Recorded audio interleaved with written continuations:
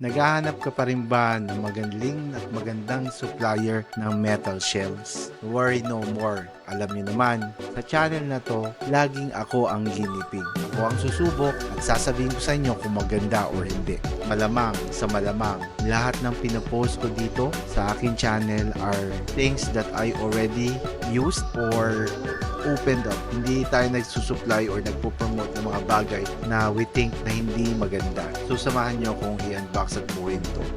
By the way, share ko lang itong experience namin. So, we got a few metal shelves dito sa bahay. And the first few na metal shelves na nakuha namin ay boltless. Share ko lang na nagkaroon ako ng difficulty building those metal shelves na boltless kasi sometimes yung clip niya hindi tugma sa mga slots na pwede mong pagsuotan ng clip.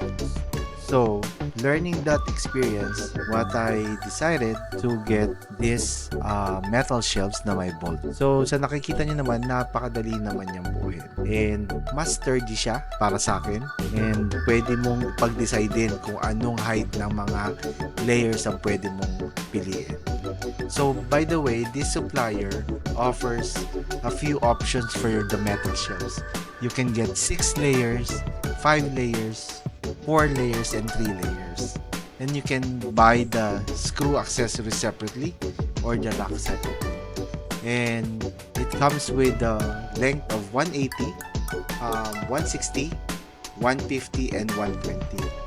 And the size is 60 by 30 and 180 for the 6 layers, and the 5 layers is 90, 30 by 180, and the 3 layers are 60, 30 by 60. So ayan, malapit ko na matapos tong aking binubuo.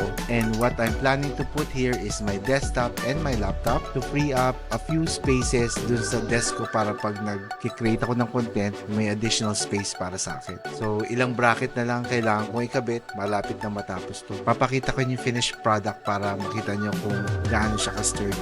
Yung desktop ko pala ay mabigat, and my laptop also. Syempre, just making sure na safe rin yung gamit mo. Kaya dapat sturdy ang gamit namin. So what are you waiting for?